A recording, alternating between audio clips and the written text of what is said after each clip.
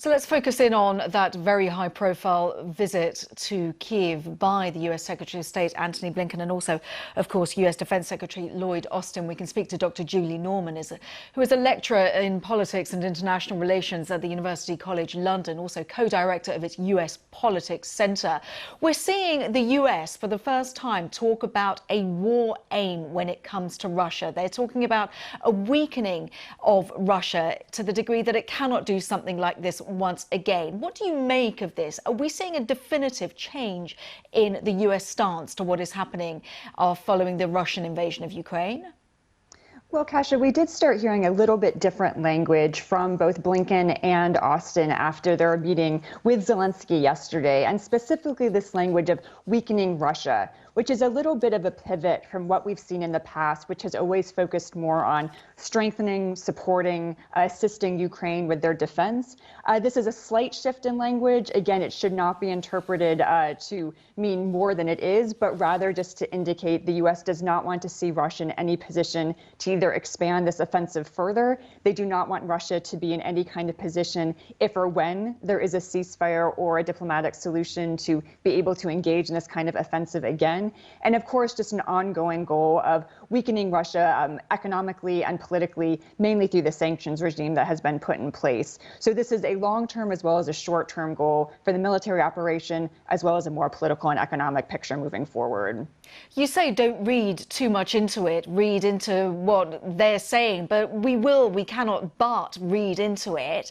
And what is concerning is what it will do to Russia itself. President Putin already arguing that NATO is encroaching across Russia. So this kind of talk of weakening Russia, isn't there a fear that it will just encourage President Putin to do even more harm, even more damage?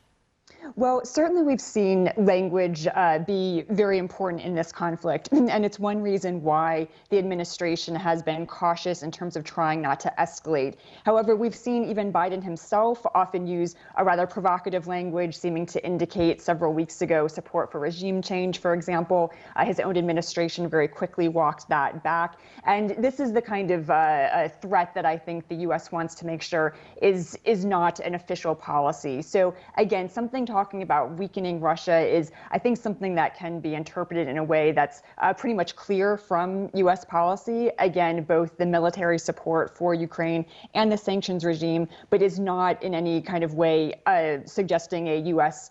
shift towards any kind of regime change policy. The administration was very fast to roll that back after Biden's comments several weeks ago. Well, exactly. When those comments were made, or the media, there was so much speculation as to exactly what the president meant, and we saw that real quick roll back, as you describe it. In terms of what Ukraine can achieve, in terms of the pushback of Ukraine, of Russian forces, what does that mean then? What can we expect? How far back do they go? Of course, the situation in Donbass, very contentious. We're hearing about potential people being moved across into Russia from there, the issuing of Russian passports as well. So what do we make of the possibility of a Ukrainian pushback of Russian forces? Yeah, well, what we're seeing right now is, again, not only an affirmation of military aid, but a shift in the kind of aid that's being given to Ukraine, specifically to confront this current offensive in the Donbass effectively. It's going to be a different kind of warfare than we've seen previously. So we're seeing much more of an infusion of heavy artillery, of tanks, of howitzers, of armed vehicles, of drones, of air defense systems. So much stronger military support than we've seen in the past. And the aim, of course, for Ukrainians is not only to hold on to territory, but at this point also to weaken the Russian military, to try and stop any kind of further offensive into the south, perhaps to Odessa, or even towards Moldova, as we heard Russia indicate over the weekend. So trying to contain it to the Donbass and being able to fight effectively there in a way to control that region and prevent even further offensives beyond there.